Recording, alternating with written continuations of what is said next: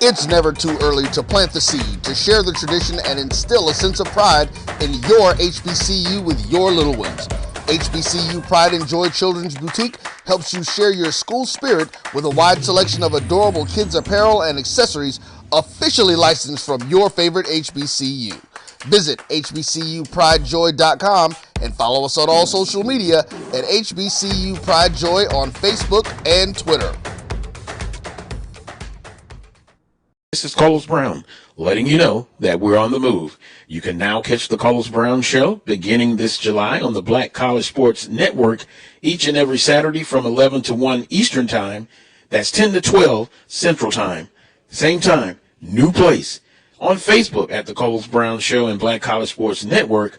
Online at www.mybcsn.net and on the BCSN app available on Google Play and the Apple App Store. For 200 years, Montgomery, Alabama has been making history by people who had the courage to stand up for change. Today, this riverfront city has been reborn, embracing the past and looking forward to the future. From the National Memorial for Peace and Justice to the stage of the Alabama Shakespeare Festival, this is where history was and is made. We are proud to call Montgomery home, and together, we can be the change.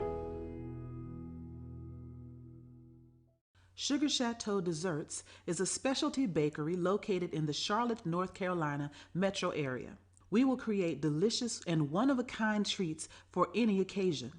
Sugar Chateau is currently shipping cakes in a jar, offering a variety of different flavors in a single-serve container that can help you celebrate in accordance with social distancing. Place your orders today by calling 803-526-7895 or visiting sugarchateaudesserts.com. Are you hungry for authentic Caribbean food? Like jerk chicken, oxtail, red snapper, shrimp, tofu, and rasta pasta? Well, find your way over to Mango's Caribbean Restaurant, 180 Auburn Avenue, right next to Royal Peacock in downtown Atlanta. Them belly full, but we hungry. Mango's Caribbean Restaurant, open daily from 11 a.m. to 10 p.m. And on Friday and Saturday, we're open till 4 a.m. Come to Mango's and put some spice in your life. So we've got a good thing going. Mango's Caribbean Restaurant, 180 Auburn Avenue, right next to Royal Peacock in downtown Atlanta. For more info or directions, call 404-698-3992 or log on to mangoscaribbeanrestaurant.com. For instant coupons, text MANGOS to 313131. Tell your mama hungry, papa hungry, brother hungry. Mango's Caribbean Restaurant. Authentic Caribbean cuisines. Open up the door, tell them mama hungry. This is Brian Fulford. AD Drew and I are co-hosts of the BCSN Sports Lab. We talk about all things related to HBCU athletics. From the games, teams, coaches, and fan interest stories, we cover it all. You can find our shows on Facebook at BCSN Sports Lab, YouTube at MyJBN Online, and everywhere you listen to podcasts like Anchor, Spotify, Google, and Apple Podcasts. You can also find the show on the Jericho Broadcast Network's app. Make sure to download. We look forward to you joining the conversation and being a part of the show. Since 2000.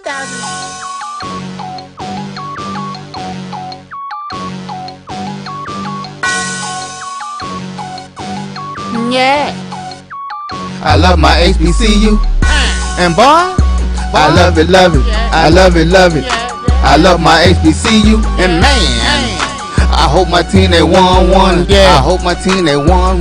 Yeah, man. I hope my team they won. I hope my team they won. I tune into the HBCU Sports Lab to see if my team won or lost. If they lost, I'm quiet as a mouse. But if they won, keep tab. I'ma do the dab, yeah. Dr. Ville, he know what he be talking about. Mike and Charles, they know what they be talking about. They compress the analytic data with this hip hop. If you know them like I know them, they gon' tell you if your team, if they won or lost, and who the ball. So listen to Professor, yes sir. This is Dr. Ville with Inside the HBCU Sports Lab with Mike Washington, Charles Bishop. Welcome to episode 213 of Inside the HBCU Sports Lab radio show and podcast. The show that's covering the sporting HBCU diaspora, all things HBCU sports, from institutions large and small, from NEIA to the NCAA, We share insights and information on the HBCU sports culture, HBCU athletic aesthetics, facilitate the story of HBCU athletic programs and the business for HBCU sports. I'm your host, Dr. Kenyatta Cavill, with my co-host, Mike Washington, Charles Bishop. We're filming from our home studios and sending a signal live to Caseway 12:30 a.m. studios with the Texas Radio Hall of Famer, Ralph Cooper, in a beautiful home of Texas Southern University from Houston, Texas. Today's episode of Inside the HBCU Sports Lab is sponsored by THG Agency. THG Agency is a company that provides sporting and education consulting and data analytics. With that being said, let me jump into it. How you doing, Mike? I'm doing good, Doc. I'm up here in the upper Northeast. It's about 20 degrees on average, colder than it is in Texas. I'm sorry, 25 degrees colder than it is in Texas, but I love this brisk, cool air. Looking forward to this weekend, baby. No, they're doing too much. I know you're military. It's all in your mind. I already know what you're going to say. It's all in your mind. The cold is all in your mind, I'm telling you. Yes, you can have all that in the mind. What's going on, Charles? Doing great, Doc. It is championship week. Looking forward to SWAC championship this weekend. Tremendous call the other day in terms of listening to the coaches on the media call the other day. So looking forward to this weekend. This is going to be fun. Charles, there's a game going on this weekend? I heard there's a game going on this weekend. Hold on. Yeah, I heard there's a game going on this weekend in Jackson. In Jackson. The catfish will be frying. There you go. Amongst some other things frying as well. With that being said, let's get into some news. I'm going to send this off to you, Charles, as a golf aficionado. I know that this is hit heavy with you, just like all of us, but particularly for you and your affinity for the sport of golf.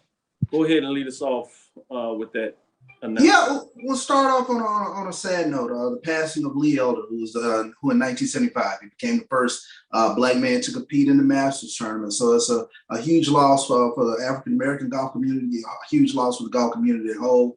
But you're talking about one of the pioneers. There would be no Tiger Woods if not for Lee Elder. So I definitely want to pass along our condolences to Lee Elder. And it's a huge loss. When you talk about guys such as Lee Elder, Charlie Sifford, those guys are the precursor to Tiger Woods. Without a doubt. And if you remember, just back November 9th, 2020, there was an article that came out in terms of Augusta honoring Elder with endowed scholarship at HBCU Payne College. So there is that HBCU tie here, more than just obviously when you talk about Elder and his African-American Black connections. That was a huge announcement that was doing the midst when we were dealing with all this framing in terms of the pandemic, what I call the racial pandemic as well.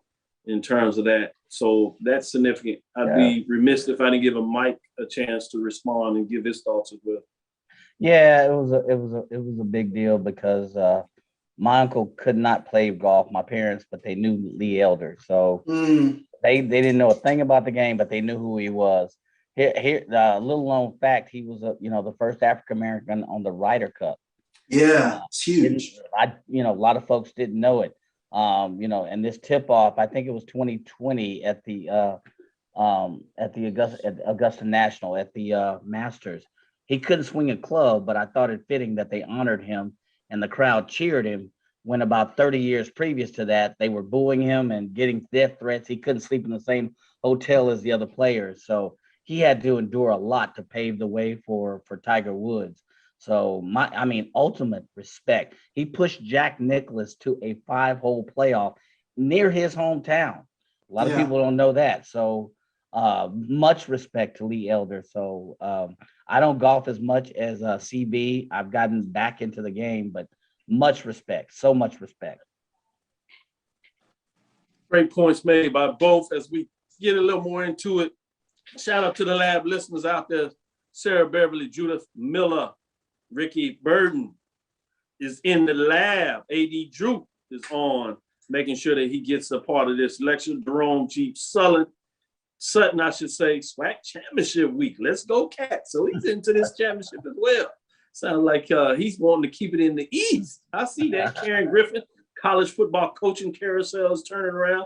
Yes, and that's going to go all the way and affect HBCUs. We're still waiting on some announcements. In fact, in terms of HBCU game day, we just learned that Johnson C. Smith will be making coaching changes. They will be going into a coaching direction. So it'll be interesting to see what goes on as the carousel continues to go in circles. Jimmy Wilson is in the house. Good evening, faculty. Give a shout out to Jimmy.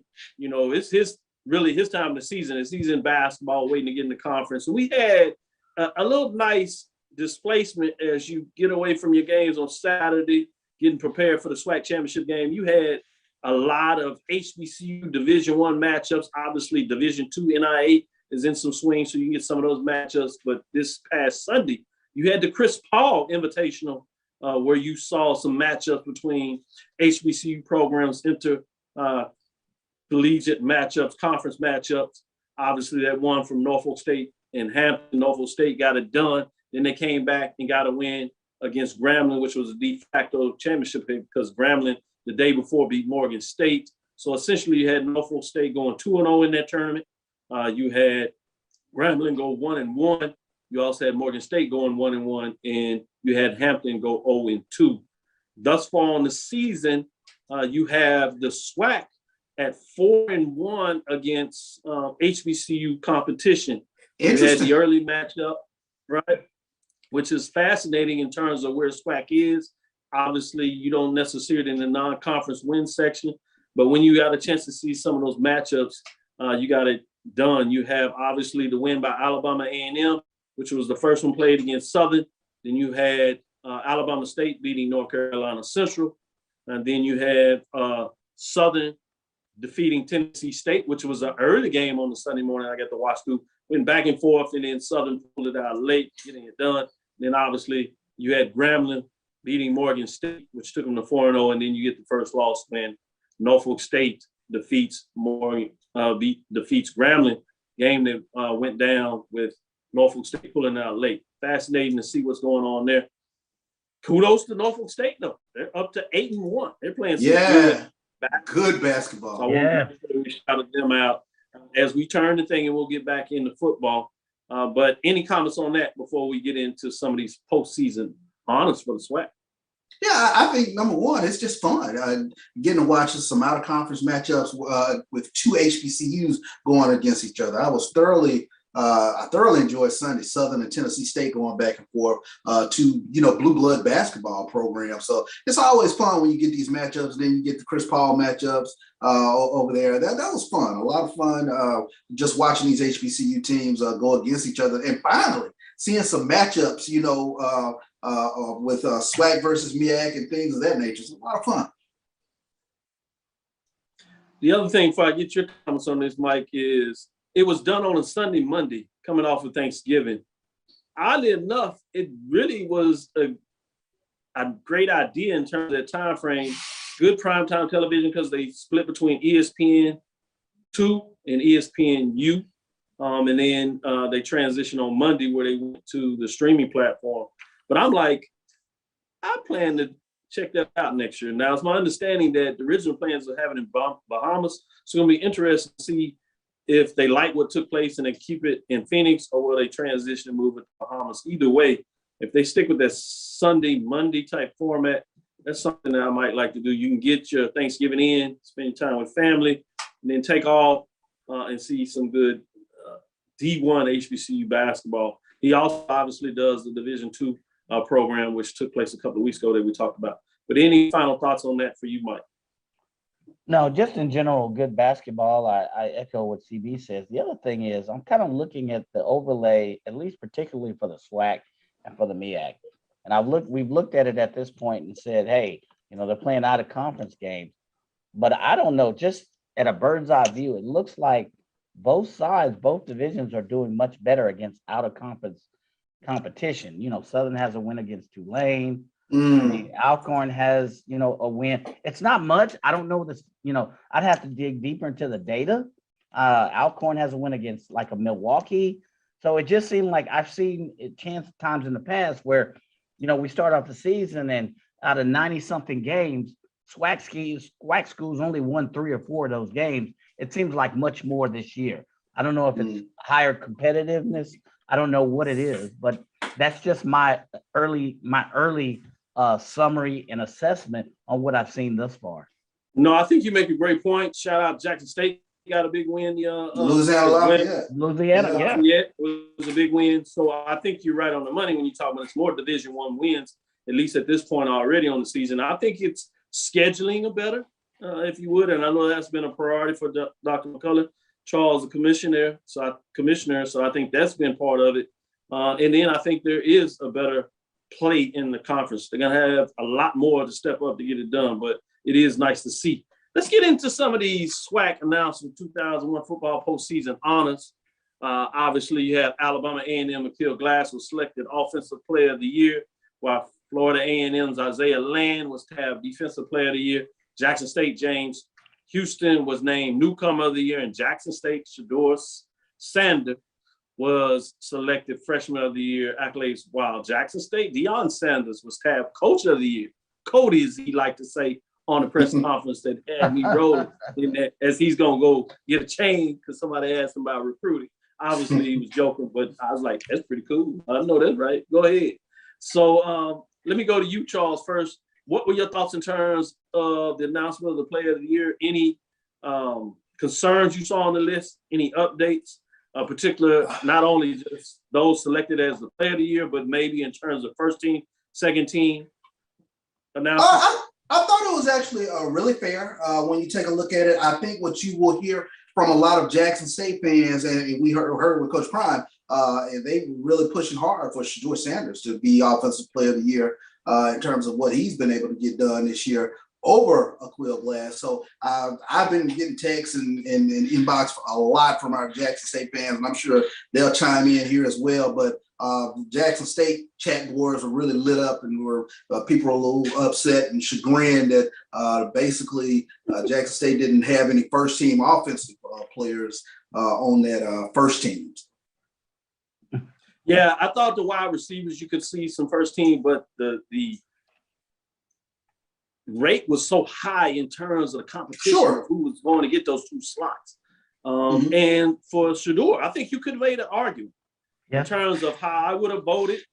I would have went with Akil Glass, and I would admit that I would have had some bias from his career stats and almost from his senior position. And I know it's a 1 year, so that may be, some biasness on my part, but I certainly think there could be an argument at the end of the day. So I think even though you talk about fans being fanatics, I think Jackson State fans certainly could be up in regards to being able to make the case that it was a close competition. But as you said, I could see it going either way and would not have lost any sleep personally seeing it go in any way. But I see the points that were made out there. Mike, what are your thoughts on this in terms of those key players and or maybe first, second team? Any concern with you? You hear Jackson State fans, or you hear anything from Prairie View fans in terms of the number of players they may have gotten on? Yeah, I've heard aches on a couple of players from the Prairie View side. But first, I echo that you can make the argument that Shador Sanders, could have been Offensive Player of the Year. You wonder what the criteria is. You look at statistics. Do you also look at how the team finished and that player's role in how the team finished? So you look at the criteria. The other thing I kind of, wondered is, can you make an argument for Juwan Pass to be Newcomer of the Year? So arguably James Houston, regular season, dominant lineman without question. But if you look at passing and if you look at statistics, there's Akil Glass, there's Sanders, and then there's Juwan Pass. So could you make an argument for him being Newcomer of the Year as well? So I like that. Interesting. It's appropriate that these two players, these two teams that are playing in this championship game are looking at these arguments in terms of displacement of how close maybe the votes were in terms of flipping a spot or two in terms of some of these folks headlining the postseason honors. So I think that's fascinating when you talk about that. It went there.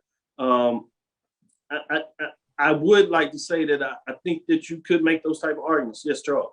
I think the one that keeps coming up, especially with regards to the offensive player of the year with Quill and Shador, was how did Quill perform against the top two defenses in the SWAC, right? Jackson State and Florida A&M. So that was a repetitive theme that kept coming up in regards to a nod in the favor of Shador.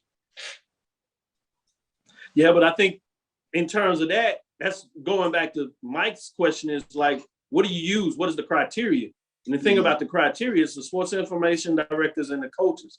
And it's subjective. It's what they want to use. So you could have some coaches that use the head-to-head. Shador would get the nod. But if you use in terms of statistics, Glass would get the nod in terms of what he put up. He didn't get the victory, but he put up the numbers. So again, it depends on what you use as your personal criteria. And there's no set to say how each one of these votes. And that's where it opens up because you have coaches that are going to use whatever unique formula they use. And some of them are just going to use the eye test. Let's be honest, sometimes these coaches are not necessarily voting. They use an assistant coach or SID to vote on both sides. And so they may not even be using that much output. It is what it is. I think at the bottom line, when you see the fact of the number of players at the top, it makes sense of who were the top teams, especially when you look at the divisions, arguably the Eastern Division, well, it's not even an argument, in my opinion, how talented they were, but also in terms of the top teams in each of those divisions, the number of players that are out there. But also, I think it spreads out across the board of how a lot of teams had at least one or two players, letting you know the talent that is all across the Southwest. Exactly. Yeah. Let's go to this quick break so we can get back into it. We have a guest coming up in this second quarter, and we'll be right back after this quick break. Since 2002, Empowerment Resources, Inc., a nonprofit organization, has empowered more than 1,500 youth and adults in Duval and surrounding counties through its programs Journey into Womanhood, Girls Mentoring, Life Skills for Teens, and Parenting Education Coaching. To get involved with programs, volunteer, or donate, visit www.empowermentresourcesinc.org. Follow us on social media, facebook.com/empowerment.resources and instagram.com/empowermentjax. Shop Velvet Online Women's Boutique to spice up your closet with trendy, unique looks. We have fashionable and chic looks at very affordable prices. Velvet Boutique offers free shipping all year long on all orders. Shop online at www.melvetboutique.com. That's www.melvetboutique.com. Like us on Facebook and follow us on Instagram. Shop Velvet Online Women's Boutique. Press the analytic data with your hip hop. If you know them like I know them, they gon' tell you if your team, if they wanna lose, and who the ball. So listen to Professor, yes sir, and pay attention. This is Dr. Cavill with Inside the HBCU Sports Lab with Mike Washington, Charles Bishop. As we went out of the break, I wanted to talk about Lincoln, Missouri hires veteran HBCU assistant as head coach Jermaine Gales, HBCU.com, giving you that information, talking about offensive coordinators and those that should be in line for head coaching jobs. Guess who we got? We get to interview Jackson State offensive coordinator, co-offensive coordinator, specialization, I don't know, whatever, quarterback coach, whatever you want to call him, he's talented. That is none other than Coach T.C. Taylor. How you doing, Coach? I'm doing well. Glad to be here. Thanks for having me. Oh, it's our pleasure. Welcome to the lab. Let's get in here. Let's do some cooking. Because, man, your offense is doing things. For those that do not know about your background, let's share a little bit about that. We're not going to insult all the folks out there, but there's some that may not know. Go ahead and tell a little bit about where you're from and how you connected and got into coaching. Originally from Macomb, Mississippi. That's debatable. Some say Magnolia, down south 55 here from Jackson. So I have to be careful with that, but I went to South Pike High School. But just getting into the coaching game, came to Jackson State as a player, finished up here and went to the league. NFL, had some time with the Patriots, got done there and just trying to figure it out once I was done. And, got a call about a job at Kahoma Community College, a startup deal. Hadn't had a lot of success. So I'm like, never thought about coaching. And that's where it all began for me, man. And once I got up there and got around those kids, and I'm like, this is okay. You know, this is what I want to do. I want to give back. You know, my whole life has been surrounded by football, you know, from a little kid on up, and it's just taken off from me. And from there, Dr. Cavill, you know, I ended up with Coach Asbury over at Texas Southern.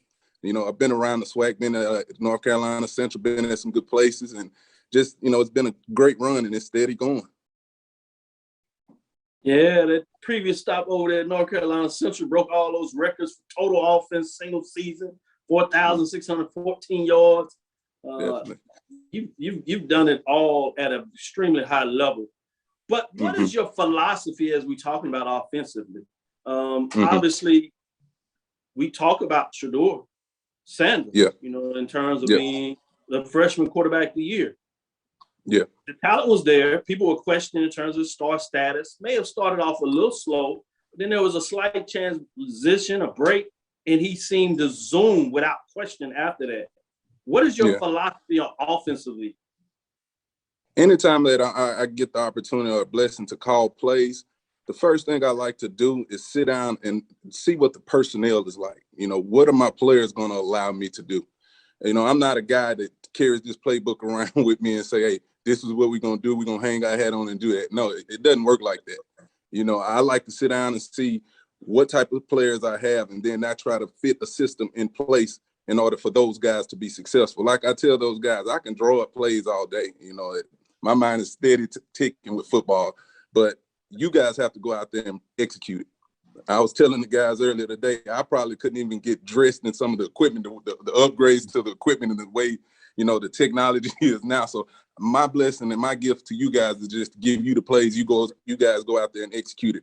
With Shedeur, he's so smart, so intelligent.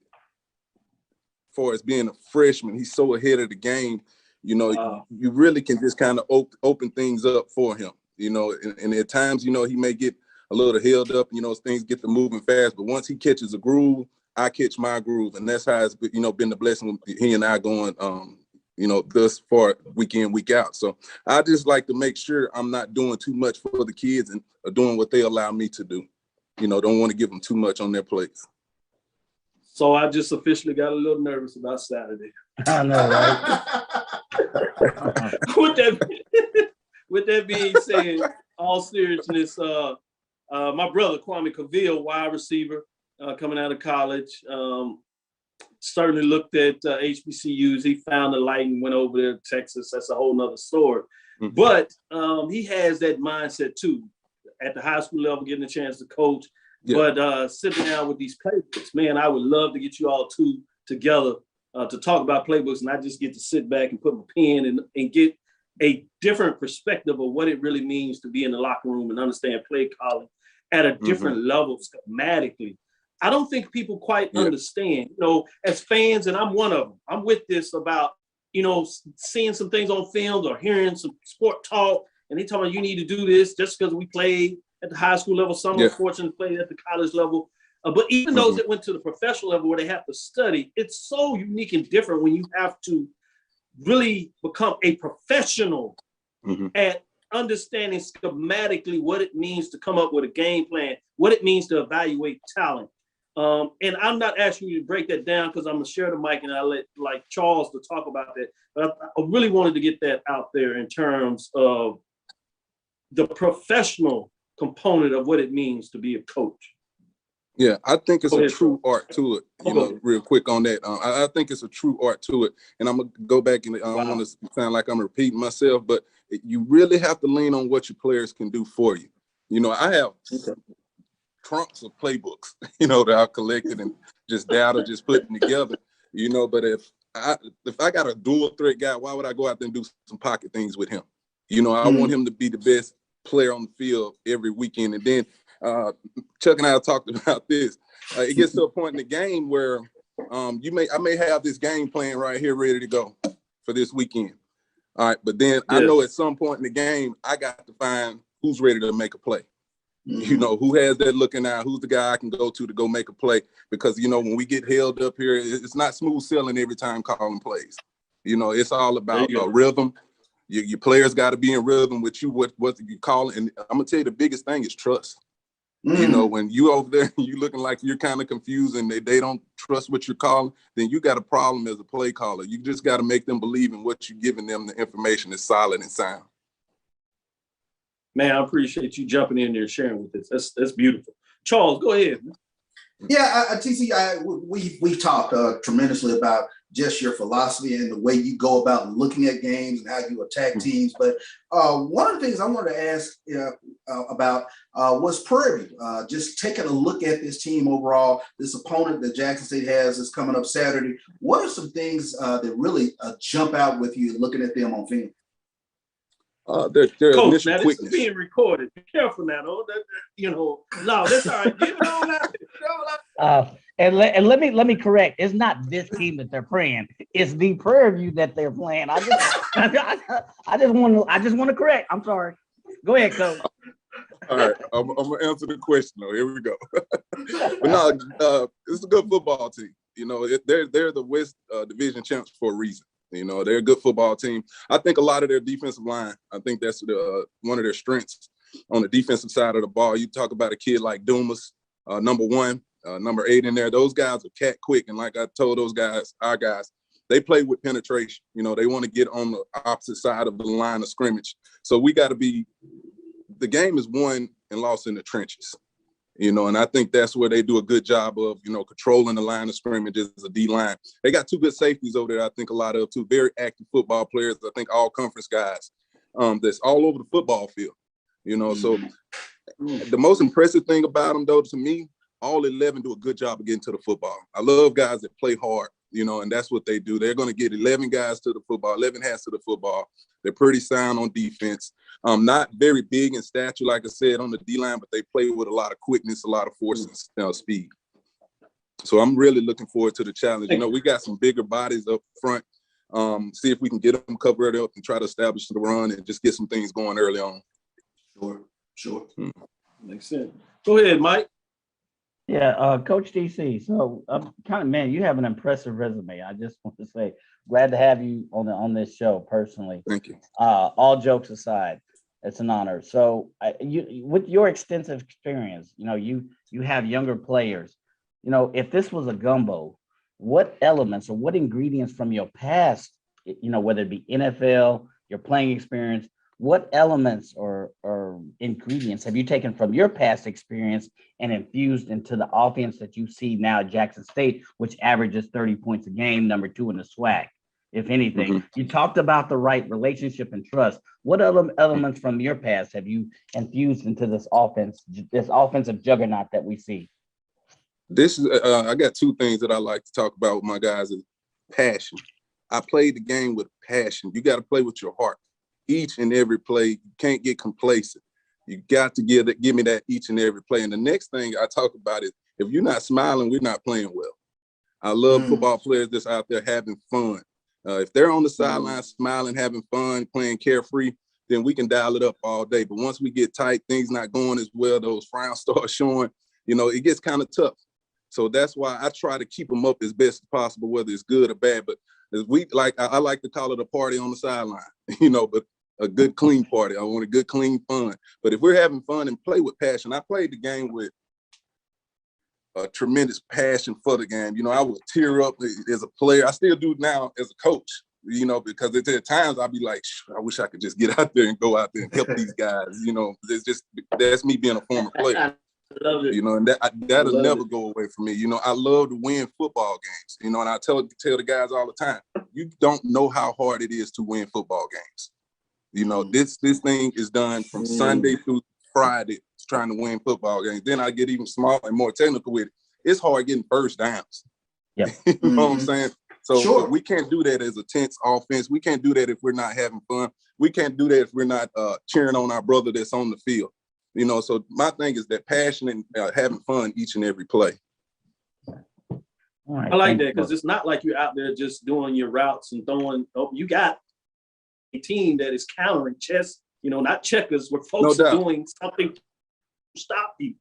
You know, and that's the whole chestnut's about trying to figure it out. And playing with that passion is a lot of. I do want to have a question because of the way you talk about schematically a game of football, and academically, being a connoisseur and at the university, you know, going to class for yourself, multiple degrees in terms of what you did.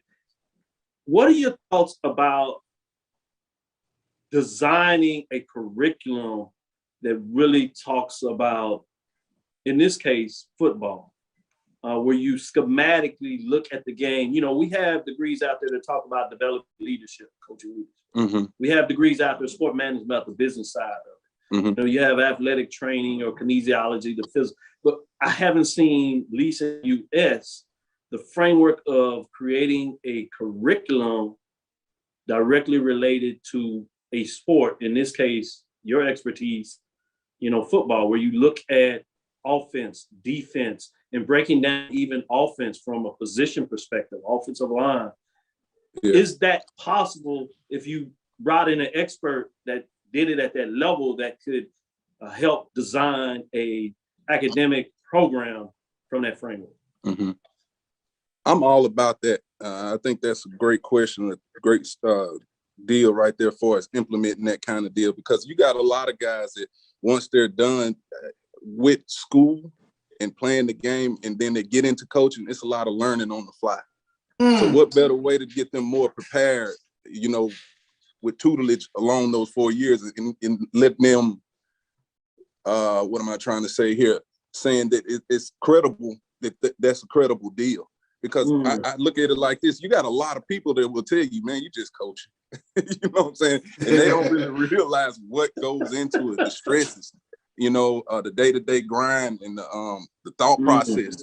There's some creative minds in the game, you know, and I think we can get so much further ahead if we do implement those kind of things. Because the only real time we really get that kind of stuff is like in the off season. You go visit places, you know, or you got the convention that's once a year and you're getting that kind of knowledge. But to have a curriculum like that, I'm all about that, because I think it would make for better coaches.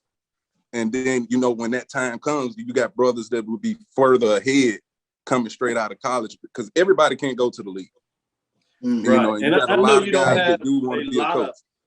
I know you don't have a lot of off time, but let's talk about that. Once the season is completed and transitions are made or whatever, let's sit down and talk about that. And I'll bring these guys along in terms of what that looks like, because that's my next push that I've been pushing for. But now I have the expertise and people that I can get that I think can develop that. I know, Charles, you want to sneak another question in there. And as you do that, Taylor, after answering that question, follow up by telling us anything that we didn't ask you that you want to share. But go ahead, Charles.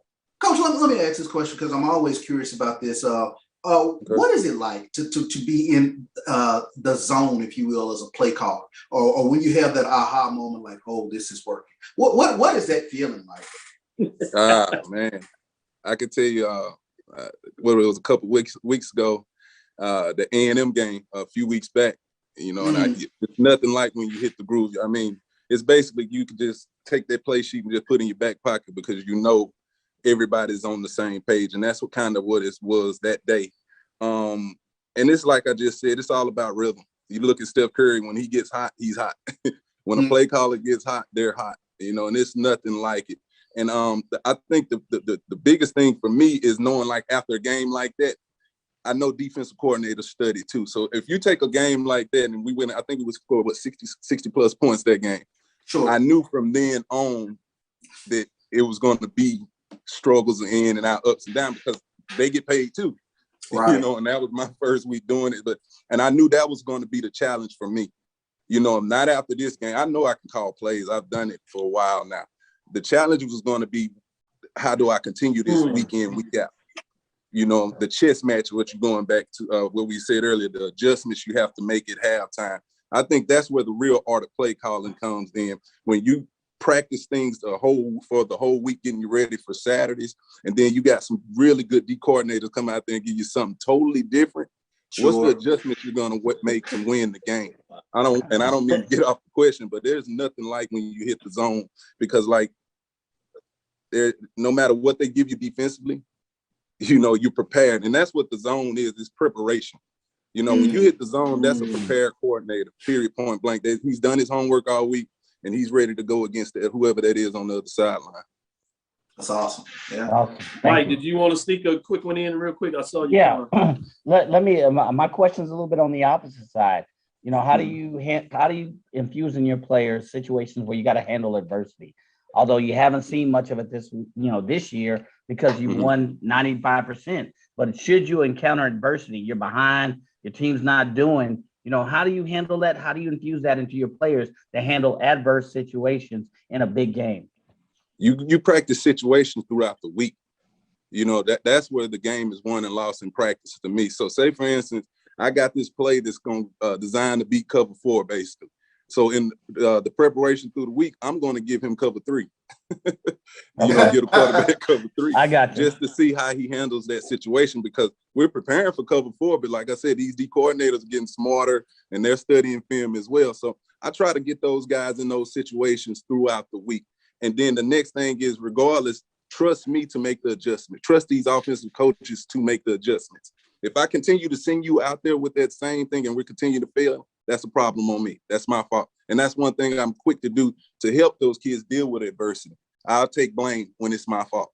Gotcha. And I expect them to do the same thing. But when it's not going the right way, I'll say, give me time, we'll get it fixed. Trust what I'm giving you. Let's make the adjustment. We go from there. But to answer your question, it's done throughout the week. I put them in those type situations. So when the game come here, yeah, coach, you said that they might do this, so we're already ready for that situation. You know what I'm saying? So that's how we kind of prepare for that, the week prior. All right. Thanks, Coach. My producer's in my ear, so I'm going to get in trouble, but I'd be remiss if I didn't give you a couple of minutes to say anything that we didn't ask you that you want to share to our viewership. Just want this weekend, I'm really looking forward to it. This championship game being held here at Jackson State University, man. I'm anxious to see the crowds. It's going to be huge. And I'm going to say this too, like, this is a special run for me because I'm going to tell you this. I was in the MEAC conference and I went to the Celebration Bowl as a coordinator, and here it is now. I done jumped over in the SWAC and has an opportunity to go to the Celebration Bowl as a coordinator. And this time I plan on finishing the deal. I don't want to sound cocky when I say that, but that's what it means to me. I believe in my HBCUs. I love my HBCUs. I'm a product of HBCUs, and and I bleed HBCU football. So I'm excited about this whole deal. I'm just excited about the future in itself. Wow. Man, you talk about having fun. I see it on your face.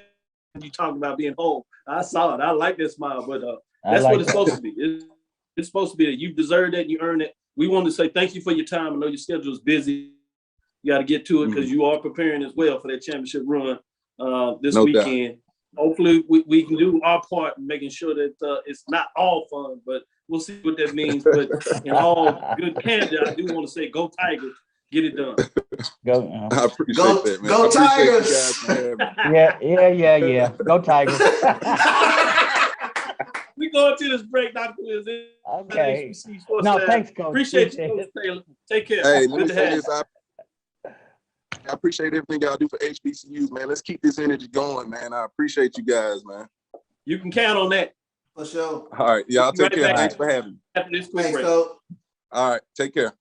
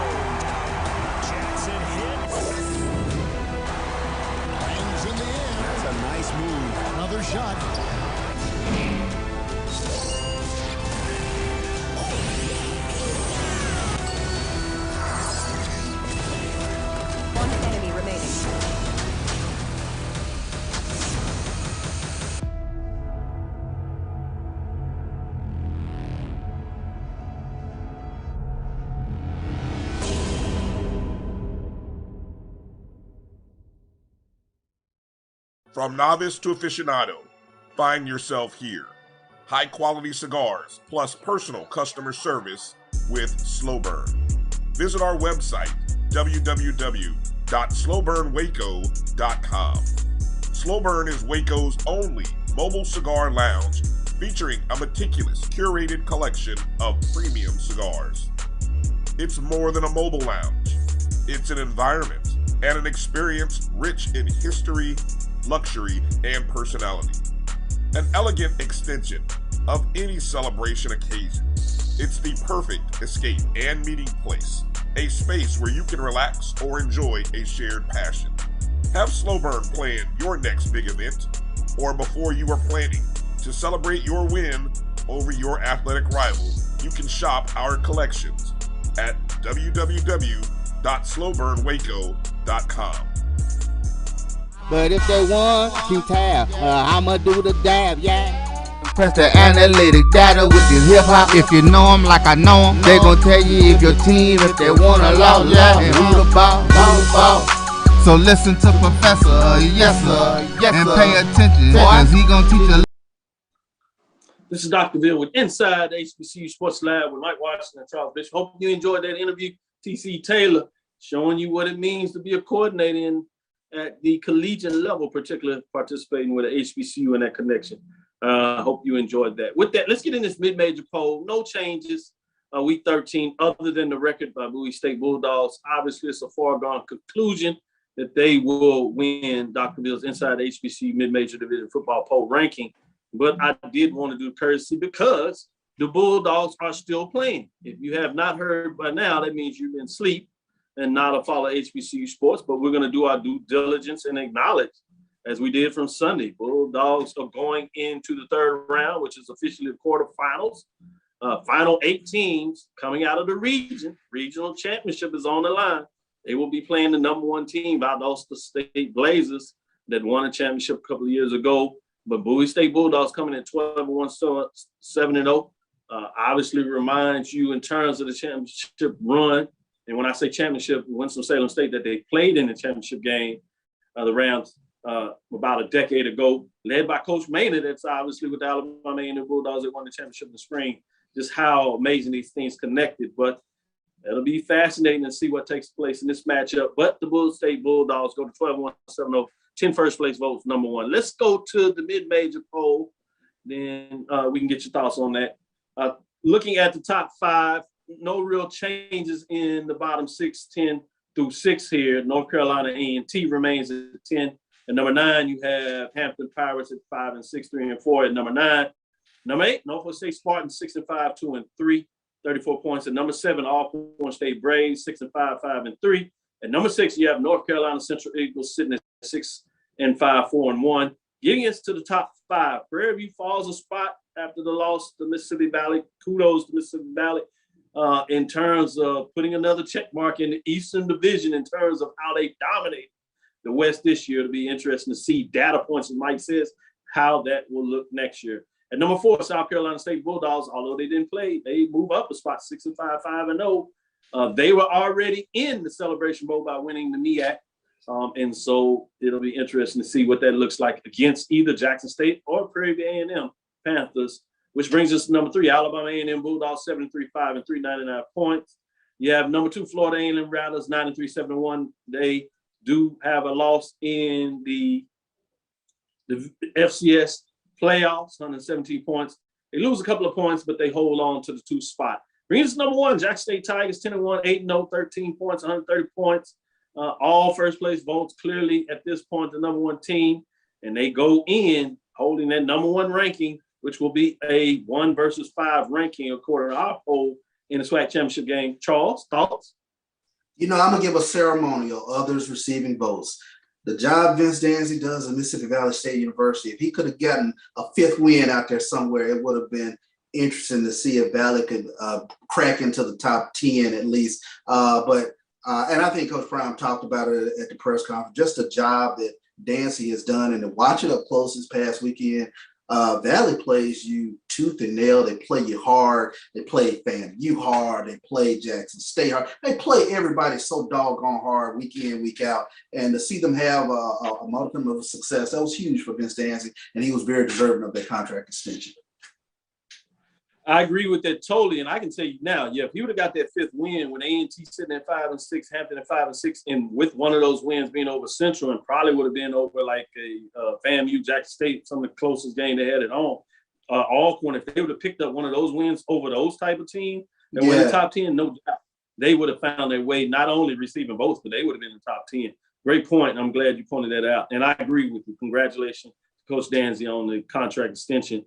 Congratulations to the AD that I thought I got it right, that got it done, the contract extension before the last game in terms of putting the stamp, taking those players out of the transfer portal and saying, hey, we're moving in the right direction. Mike, your thoughts in terms of poll rank? Couple of things. Valley, I will say it. I'm not going, Valley. I'm not going to do that today. I saw them play a whole game from quarter to quarter to quarter to quarter. They played tough. That defensive line was tenacious.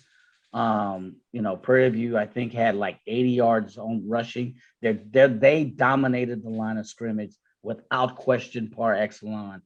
So this is a team that's on the up and up. So I recant a little bit of that. I wish you'd like to see them get a few more wins, but I will recant that. Okay, Valley fans, there you have it. That's about all you getting. So, but hats off to Coach. Hats off to Coach Danzy. Again, I can't say that enough. The other thing is you have South Carolina State up in the top 5. Okay, they're going to the Celebration Bowl, but they didn't. Their major game was Jackson State, which put 61 on them, I believe. Alabama A&M. I'm sorry, Alabama A&M. So they, if you look at strength of schedule as part of this poll, I don't know, because Prairie View had Texas A&M. They had a tough University Incarnate Word that is in the playoffs. So that's fair. If you look at strength of schedule as part of this poll, it would kind of order a reshuffling of the poll, so to speak. That's my only point with South Carolina State. They have come on a little late. No, I think that's a fair analysis and a great point. And there is a strength of opponents and scheduling in the poll, but also I think you got to be open to the fact in terms of when those losses took place. Yep. And so sometimes your scheduling just works out for you. They've won 5 in a row after they took some of those losses. So it could be a component of the scheduling, frankly, lesser talent, or it could be the fact that they improved. But you're right, when you look at the totality of their schedule, you do have the questions in terms, not only the loss to Alabama A&M, frankly, the tough shutout loss to FAMU, but you also got to think about both of those games were on the road. And so how much do you weigh a road loss versus home win, Bethune-Cookman in terms of those kind of things? And frankly, just when you win. But I would imagine if South Carolina State continues to roll, they win, they get a win over a Prairie View, which is going to be a top 5 team, or Jackson State, which is the number 1 team in the celebration. Somehow they're able to pull it off. Then all of a sudden it justifies that ranking and they move up a little bit. If they get trounced in the Celebration Bowl, the bottom's going to fall out. They're going to fall precipitously from 5. So you also got to look at this in a moment in time, not in regards to where teams are going to finish based on what takes going on. And so those are things that you kind of would consider. With that, let's get into our last break. We'll be right back after this, and we'll talk about this championship match. It's never too early to plant the seed, to share the tradition, and instill a sense of pride in your HBCU with your little ones. HBCU Pride and Joy Children's Boutique helps you share your school spirit with a wide selection of adorable kids apparel and accessories officially licensed from your favorite HBCU.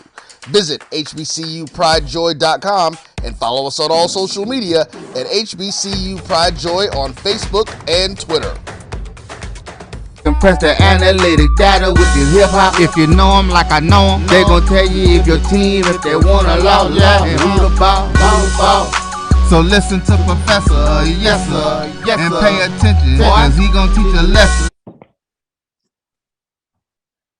This is Dr. Ville with Inside HBCU Sports Lab with Professor Bishop, Professor Washington, breaking down these matchups. Let's start, as we said, Bishop, Bowie State, I should say the Bulldogs go up against Valdosta State Blazers. That's 12-1 overall, 7 from their conference race. Yeah, the Blazers that are 10-1, 6-1.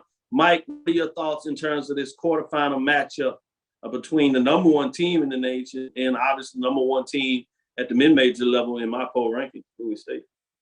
Yeah, I think they're getting up to that next level. Valdosta State is really tough on both sides of the ball. So this is going to be a tremendous step for Bowie State. I think they beat was it Newberry? Was it 13-10? I don't think any team scored in the first half, and Bowie State ended up pulling it out 13-10. I think they'll lean a little bit more from their offense from the start of the game because this Valdosta State team is an awesome team. So we'll see. I don't want to say that Valdosta State has it, but they're heavily favored for a reason. So it'll be a good matchup. Go ahead, Charles. I'm sorry.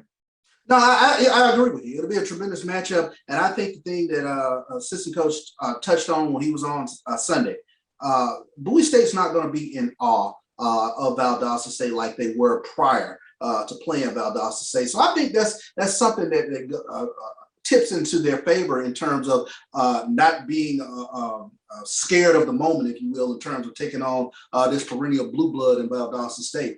For me, can Bowie State get the run up and go on Khalil Wilkins? That's going to be huge for them in terms of keeping this Valdosta State offense off the field and kind of controlling the clock and letting Jerome Johnson continue to be who he is, a quarterback that can get it done, not only with his arm, but with his legs as well, and really give defenses fits. But it's a tough go trying to get the win in Valdosta. Yeah, it's going to hinge on Jerome Johnson and that running game, or at least a balance to keep Valdosta's offense off the field, for sure. I like that. Great points you both make there, and not to pick on the Rattlers because it's certainly they deserve to be there in terms of the playoffs. But I do like the point that the Bulldogs have been in the playoffs. Maybe not all the players there. First, they won a couple of rounds in the playoffs. Yeah, they had the comfort of being at home, but they've been in it. And you have the resume of the program most recently being in the playoffs, even with them going down to Valdosta State and playing it. So you kind of point on that. I would like to talk about the point that you make, Mike, in regards to the toughness of the Blazers defense. While they're solid, I think there's some holes in that defense, and I don't know how much of that is a credit to the offense of putting all those points and just the fact that they may be on the field a lot more, but they give up points. They usually have a lot more points on offense. So it's going to be that unique balance. And when you talk about how much of that is just what happens to the offense and how much can be attributed to playing a team such as Bowie that's pretty solid defense, which is kind of what we saw with the FAMU when you talk about Southeastern. You had the defense, offense, and you saw that Southeastern was able to get its wheel in terms of defensive side. And the health of Jerome Johnson going forward. I mean, I know he got a little dinged up in the Newberry game, but that's going to be huge for Bowie this upcoming weekend.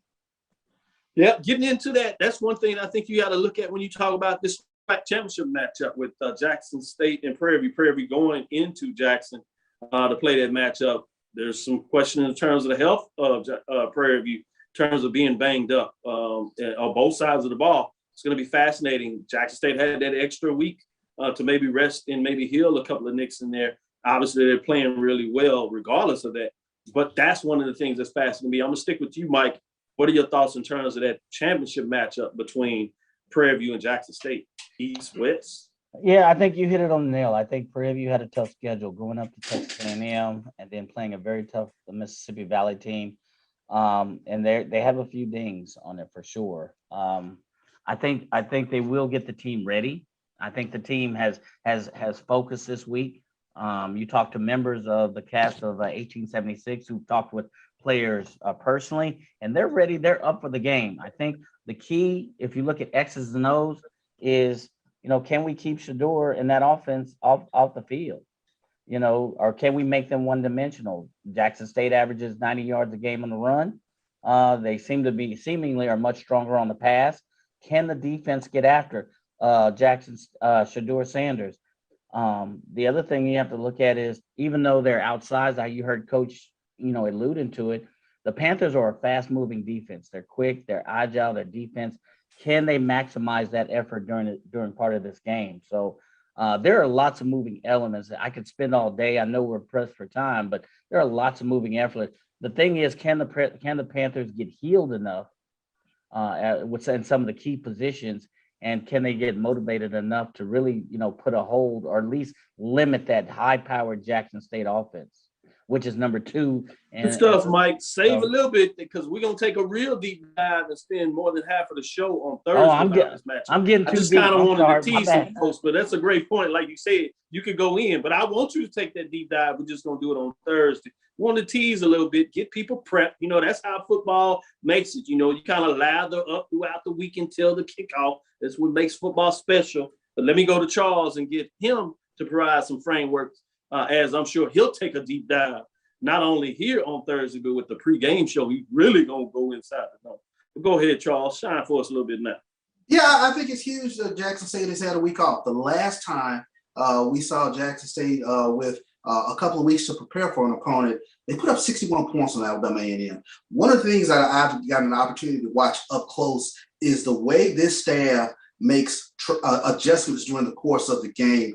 It is phenomenal to sit back and watch, to get the input in from the players that they rely on, and then go about the process of making schematic adjustments and things of that nature during the course of the game real time. It is a fascinating thing to watch. And I think TC touched on it. He likes to see when guys are playing with smiles, or having fun out there. And that's one of the things that I've had an opportunity to watch with this Jackson State team. It becomes a feeding frenzy. One good play begets another big play, begets another big play, and it becomes a feeding frenzy. And then that defense gets out there and they feed off of the energy. They feed off the energy of the crowd. So it all goes together. And this Jackson State defense, and Neely and I are going to probably touch on this on Saturday, is one of the more historic Jackson State defenses that we've ever seen from a statistical standpoint. They are completely fly around. He talked about 11 hats being around the ball. I think that could be one of the storylines of the game in terms of the way they get after you, stopping the run first, then getting after the quarterback. Great breakdown, early breakdown. Like I said, we'll go in Thursday, really go in each segment of the game. We'll talk about the offense matchup, Prairie View versus Jackson State. Then we'll talk about the defense reverse matchup, Jackson State versus Prairie View. We'll look at special teams. So we'll take even more of a deep dive. So make sure you tune in for us on Thursday. That'll do it for us tonight. Thank you for listening to Inside the HBCU Sports Lab. Make sure you share our podcast with your friends and peace. I am Dr. Jericho, the Dean of HBCU Sports from Inside the HBCU Lab, College of HBCU Sports with Mike Washington, Charles Bishop. Hope you enjoyed our guests with Coach T.C. Taylor, offensive coordinator of Jackson State University. As they like to stay around those parts, the Jackson State University. Again, we want to thank you for listening to Dr. Bill's Inside the HBCU Sports Lab with Mike Washington, the Prairie View A&M University, as he likes to say, Charles Bishop of the Jackson State University. Tuesday and Thursday, right here, 6 o'clock Central Standard Time. We look forward to next week as we get into it. When I say next week, we're talking about Thursday as we get it going. Follow me, Dr. Nyatacaville, on Twitter, Facebook, and Instagram. That's DrKenyattacaville. That's DrKenyattacaville. That's Inside the HBCU Sports Lab 1 on Twitter, Facebook, and YouTube is Inside the HBCU Sports Lab. Make sure you check out the 1876 Sports and Culture podcast that drops tomorrow morning. Look out for the pregame show. They'll drop tidbits all week long, and then they're going to get you inside the game. I'm talking about a big game, the SWAC Championship Game 2021 in Jackson, Mississippi. Don't get quite much bigger than that. With a Celebration Bowl on the line. Shout out to John Grant. In terms of what will be going on in Atlanta, will Deion go home to Atlanta, or will there be, in many people's eyes, a major upset from the Panthers, saying they're going to crash the party? Do they get back to Atlanta when they were there last time with that SWAC challenge, where they had a great matchup against North Carolina? So it'll be fascinating to see, because everybody has their opinion on who's going to get it done, who's going to get it done. But we'll tell you our thoughts on Thursday. Stick with us. We'll be right back. With that being said, dream big, continue to move forward. We will talk with you soon. Charles. Of course. Mike. Lecture. Dismiss.